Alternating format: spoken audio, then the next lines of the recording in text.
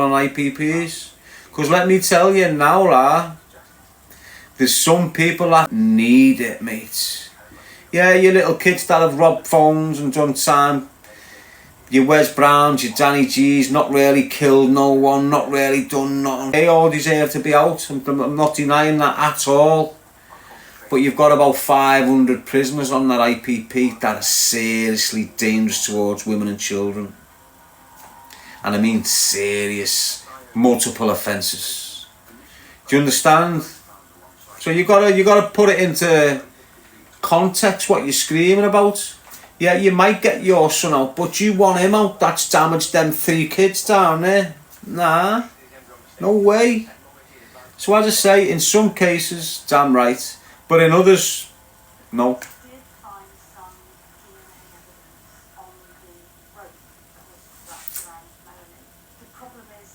Not just my opinion, you know, it doesn't have to be yours. I just look at the picture.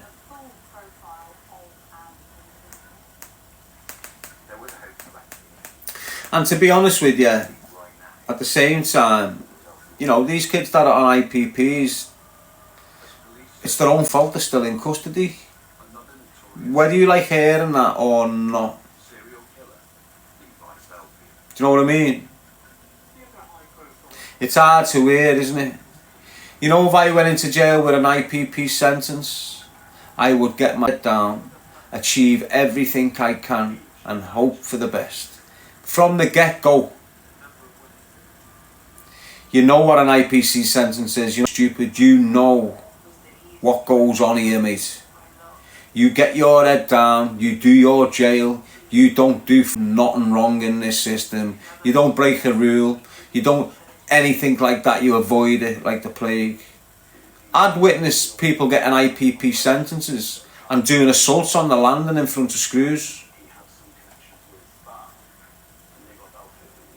I'd see people, so you're seeing, they weigh up your risk in prison, right? So say you go into custody and you go to court and you've assaulted someone there, right? And you use drink or a substance as an excuse of why you committed that act of violence, yeah? And you think you've pulled one over on the system because the judge is mentioning it. Yeah, I do believe you weren't in the right mind because of your drink problem and your drug problem, and I fully understand that. I'm going to take that into account when I'm sentencing you. And you think, yeah, it is right, bam, now you're in prison. Your index offence is violence whilst under the influence of drugs and drink, alcohol, right? Your IPP because it's your second offence. Now you've got to address certain behaviour problems that they know about. The first one is your drug problem and your alcohol problem. You've told the judge you've got a problem. Now this is your biggest problem of getting out. They're never going to release you if you've not addressed these addictions. Ever. And right through your prison, they're watching for signs of you reverting to your old ways. Right through it. It doesn't matter what environment you're in, they don't give a... They want to see if you can conduct yourself in this type of environment and not lose it. You know, they look at you on a wing in prison, being able to conduct yourself and not break an offence or break rules. You're ready. You're halfway out. That's what they look at. Do you understand? If they see you on that landing, drunk off hooch, causing murder, you're not addressing your problem. You're not addressing your index offence. You're not lessening your risk. You're doing the complete opposite. You're heightening your risk. Why? Because when you're drunk, you commit acts of violence. You've told them in court. Do you understand what I'm saying to you? So if you fail a piss test for drugs on your wing, you are heightening your risk. Why? Because you've told the system you commit acts of violence whilst you're on drugs. So if you're taking drugs in the system, you're not learning nothing. And when you're at IPP, that shit damages you massively, mate. You get pure helmets, getting their IPP and then running around the landing like the lifers. And then when they understand they can get free in 10 years, they start trying to toe the line, but you've just ran round with your blade for 5 years thinking you're fucking Rambo. Or you've been good for the last 5 years. Doesn't work like that, kid. When you're on a long sentence, when you're a lifer, when you're an IPP, when you've got double figures, where you're doing double figures, you've got to understand the damage that shit does to you, mate. So look, you go into jail, you think you're a hard knock, you're doing this, you're doing that, attacking screws, doing all this mad shit, and then you understand, hang on, I can't play this game if I want to get out. So you've carried on for a year. That year of carrying on, if you're an IP, is going to damage you for 6 or 7 years. It doesn't matter how good you've been for the following years after that first one. You can be a complete horrible bastard here and then an angel for the next 6 years. You'll go to your parole hearing and the bullshit you done in year 1 and you up in year 6. That's what it's like in an IPP. And that's why the majority of the lads now that are screaming they're not letting us out, they're not letting us out, there's reasons why they're not getting out. Do you understand what I'm saying?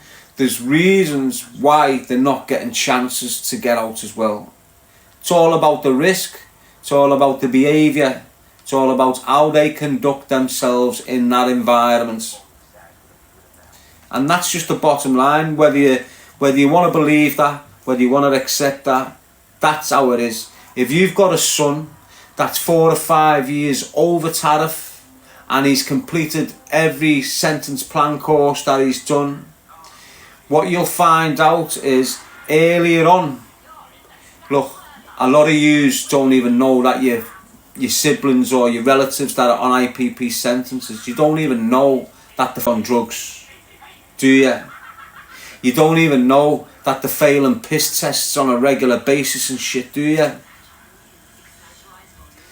You see, the majority of these lads that have got IP, I'm not lying here, this is a fact, and it's the system that's done this to them.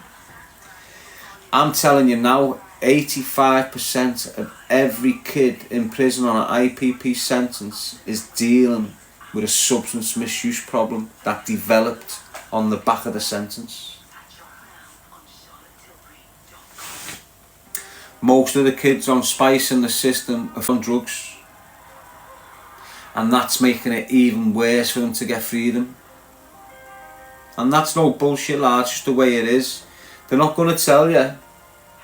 If you've got a fella in there, an husband in there, an uncle, a dad, they're not telling you how they're doing their jail. They're not telling you how they're coping with it. A large proportion of the prison system every night go behind their door with substances in their mind. I'm not lying, lad. Every half an hour before the door's shut, you watch everyone running around them landings to get their head sorted for bedtime. It is, you know, lad. You've got lads that are struggling to fuck. They can't show it. They can't come out and be a victim. You know, there's no brotherly love there. You can go in a cell and share your emotions with 2 or 3 kids. A few months later, you're getting targeted because you're a victim. See you as weak, easy. Get money out of you. All that bullshit. It's horrible, mate. Horrible in there. Lads can't do jail. You've got loads of lads in there that cannot do jail without being on drugs. It's the only way they do the jail. I first landed in Walton, bang on 21. As soon as it was old enough for them to send me there, they sent me there. And I started my cons with loads of kids from round Liverpool, Heighton, the John Estate, Netherley, loads of lads I started the con system with. And as you're going through in and out, in and out, in and out, you'd see the boys deteriorating, developing smack habits and smoking smack in jail. to get through the jail and getting out and trying to blag the living this normal life with the birds and that, and then going back in jail, getting back on the bobby. And what they used to say is it makes the jail go dead fast. It takes the head out of prison. But the point I'm making is there was people like decent good kids like Steve Carroll, boss lad. Met him in jail when I was a YP, when I spent a little bit of time when I was a youth out of prison. He's cracked on in his criminal life, I've cracked on in my criminal life. Come across him in Walton, still not abusing, nothing. Bam, couple of years later in Walton, he's smoking Bobby on the landing, running round in jail, he's smoking Bobby. Out there he's not. None of his fambo know, most of his mates don't know. He's closet smoking while he's in prison, and there's loads of them doing it right now as I speak to yous. Loads of lads that yous know, closet smoking while they're in prison, because it's easy, makes the jail easy for them. One or two don't get past it, like Steve Carroll, go on to unlive themselves in prison. And there's hundreds of lads that have gone down that, can't live with the stigma and just end up topping themselves. Do you understand what I'm saying? It's horrendous, mate. And I look around myself, you know, people sometimes, I think, you know, I just think about what I've come through. And I'm not bullshitting you, mate. The amount of death surrounding me as I've gone through this life, the amount of people I know that have been killed and all this mad shit, it's horrible, you know. You don't realise it. You know, you forget people that you've once really cared for and they're dead. But when you sit there and you think about it, you just go, hang on, remember him. That's what it's like. He's dead. And I've spent time with every one of them. They've been in me, round me at some point. And then and then they're dead. It's weird. Weird, lad. You just don't understand. It can turn up tomorrow morning. I might have just done this big speech, then don't wake up in the morning. It's mad, isn't it? 1 minute you're here, the next minute you're not, mate. And this is what you just need to understand. And it can come in all forms and ways. If you're in that gang life, it's very rare you're going to die of a natural death, mate. Honest. It's rare you die of a natural death in that life. Do you know how many people unlive themselves that don't survive that gang life? People think they're doing themselves because they've had a relationship breakup or, you know, this or that, when in reality it's that life they've led. It's just broke them, eventually broke them down, mate. And I don't give a who you are. I don't give a shit, mate. You can hide it with your dough, you can put your smile on it, but you know, lad, as soon as you close that door and you've got that little absence of the distractions that you've normally got, and you get to think a little bit, you know you're in a up life here. Risk, anxiety, stress, problem after problem. You've got a path of life here and you're going to do it. It's regardless. You know, if you fall off it, you're going to get back on it. If you're daft enough to miss 20 years of that bullshit by being on that, you shouldn't be down there. You shouldn't be off the beaten track. Do you understand? You should be on the beaten track.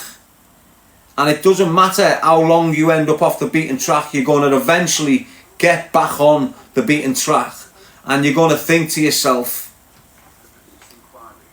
you want to unlive yourself, basically. That's what you'll think. And that's what you're witnessing now, up and down the country.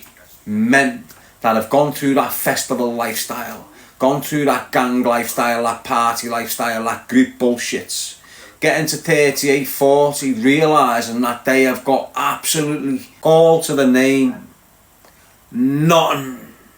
They've got kids, they've shit themselves, they don't know what to do. They end up in a mess, See you later, I can't cope with this. And a lot of you are going to come up to that challenge. I call it the realisation phase, because that's what it felt like me. I realised I have absolutely destroyed my life. And this was months ago, not 10 years ago. This shit happened to me months ago. And you know what? That's a battle for you. That is a fight for your life. I'm telling you now. When you hear the people fighting for their life, the real fights for life are internal. Trust me on this, people. Your real fight for life is going to come, and guess what? It's internal. No out here can help you with this shit when it comes on your doorstep, blah. Why is it going to come? Because you have your life up. If you're 18, 19, 20, avoid this bullshit I'm explaining to you right now. Swerve the shit, mate. Honest to God. You'll come out of your stupor. You'll mature. And you'll look back, right back to the age of 16. And all you've done, kid, is got yourself a criminal record. Had about 5 different birds in your life. Smoked weed. Got on steroids. Got your face cut. Cut some other kid. If you go extreme, you've let a shot off. And then before you know it, you're 40 years of age, looking at it going, I'm a complete cup. That's what you'll tell yourself. And the way you're looking at your life at that moment in time, you're convinced. Honest to God, it's touch and go. You've got dickheads in here laughing because they've never experienced them depths of despair. These little dickheads that are coming in here laughing, they've never experienced them hellholes. Do you understand them depths of darkness where you've got a real fight on your hands to pull yourself out of it? No one there to help you. No one to turn to. These little fraddles have never been there. You know, they're still there in a stupor. Need